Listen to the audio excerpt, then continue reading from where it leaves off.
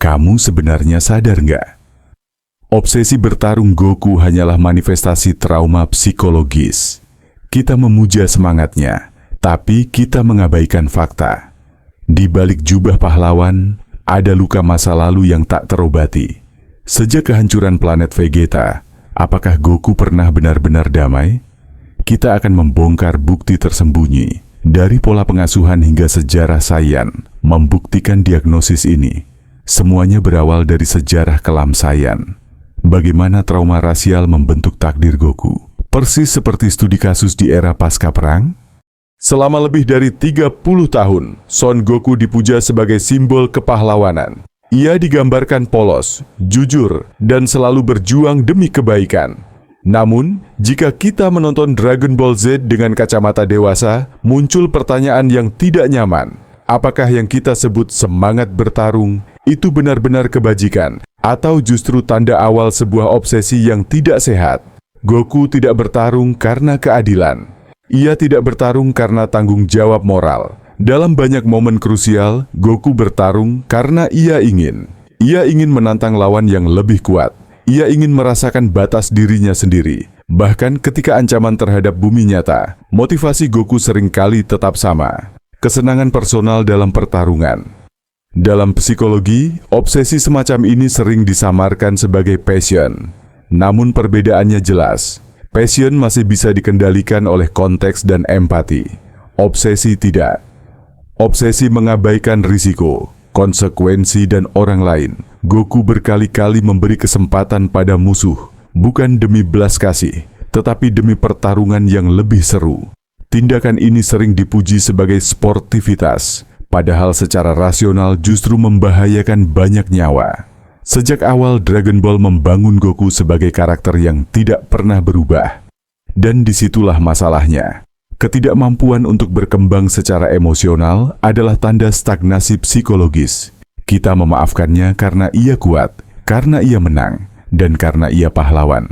Tapi jika karakter lain melakukan hal yang sama, kita akan menyebutnya ceroboh, egois, bahkan berbahaya. Bab ini bukan tentang membenci Goku.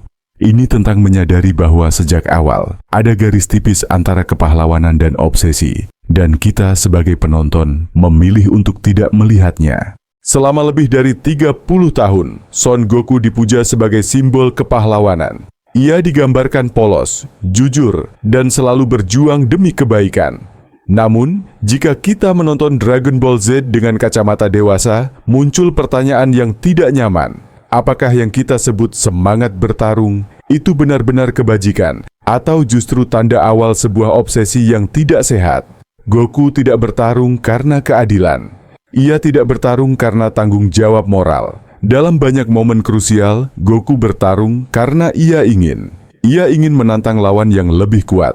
Ia ingin merasakan batas dirinya sendiri. Bahkan ketika ancaman terhadap bumi nyata, motivasi Goku seringkali tetap sama. Kesenangan personal dalam pertarungan. Dalam psikologi, obsesi semacam ini sering disamarkan sebagai passion. Namun perbedaannya jelas. Passion masih bisa dikendalikan oleh konteks dan empati. Obsesi tidak. Obsesi mengabaikan risiko, konsekuensi, dan orang lain. Goku berkali-kali memberi kesempatan pada musuh, bukan demi belas kasih, tetapi demi pertarungan yang lebih seru. Tindakan ini sering dipuji sebagai sportivitas, padahal secara rasional justru membahayakan banyak nyawa. Sejak awal Dragon Ball membangun Goku sebagai karakter yang tidak pernah berubah. Dan disitulah masalahnya. Ketidakmampuan untuk berkembang secara emosional adalah tanda stagnasi psikologis. Kita memaafkannya karena ia kuat, karena ia menang, dan karena ia pahlawan. Tapi jika karakter lain melakukan hal yang sama, kita akan menyebutnya ceroboh, egois, bahkan berbahaya. Bab ini bukan tentang membenci Goku. Ini tentang menyadari bahwa sejak awal, ada garis tipis antara kepahlawanan dan obsesi, dan kita sebagai penonton memilih untuk tidak melihatnya. Banyak penggemar membela Goku dengan satu alasan utama. Dia Saiyan, bangsa yang secara biologis memang diciptakan untuk bertarung. Tapi pertanyaannya, apakah genetik cukup untuk menjelaskan semua perilakunya? Trauma tidak selalu datang dari tragedi besar. Terkadang, Trauma muncul dari ketiadaan figur ayah, ketiadaan struktur emosional, dan ketiadaan refleksi diri. Goku tumbuh tanpa bimbingan keluarga yang stabil. Ia tidak pernah diajarkan bagaimana menjadi ayah, suami, atau anggota masyarakat yang bertanggung jawab. Yang ia pelajari hanyalah satu hal: bertarung. Dalam psikologi perkembangan, individu yang tidak pernah diajarkan regulasi emosi seringkali mengalihkan identitasnya pada satu aktivitas dominan. Dalam kasus Goku, identitas itu adalah pertarungan. Setiap kali ia bertarung, dunia menjadi sederhana. Ada musuh, ada tujuan, ada hasil. Tidak ada ambiguitas emosional. Apakah ini murni warisan Saiyan atau kegagalan sistem pengasuhan? Dragon Ball Z tidak pernah memberi ruang bagi Goku untuk benar-benar memproses perannya sebagai ayah atau pasangan. Chi-Chi sering digambarkan cerewet dan menyebalkan, bukan sebagai representasi tuntutan realitas. Akibatnya, penonton ikut menganggap tanggung jawab keluarga sebagai gangguan, bukan kebutuhan. Bab ini mengungkap bahwa obsesi Goku mungkin bukan tentang kekuatan, tetapi tentang pelarian.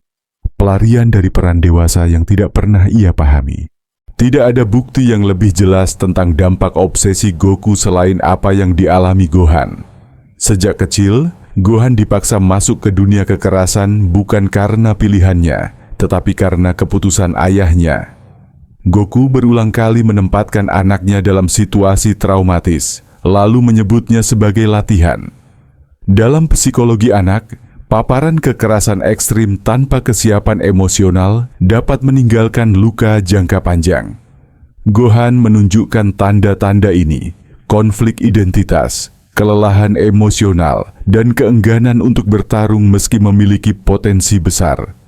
Berbeda dengan Goku, Gohan sebenarnya menginginkan kehidupan yang damai. Namun keinginannya sering diabaikan. Lebih luas lagi, keputusan impulsif Goku sering membahayakan seluruh bumi.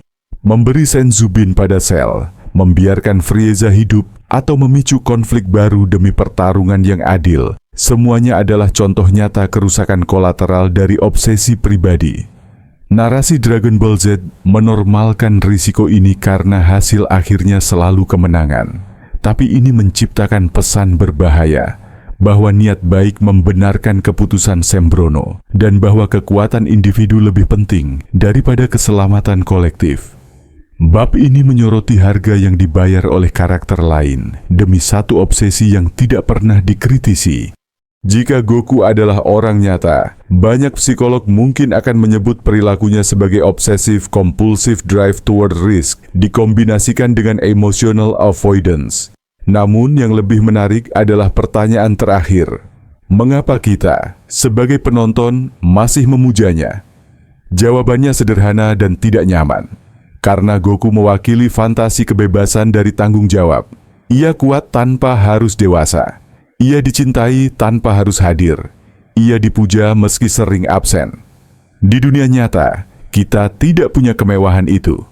Tapi, melalui Goku, kita bisa memproyeksikan keinginan untuk lari dari tekanan hidup dewasa sambil tetap disebut pahlawan.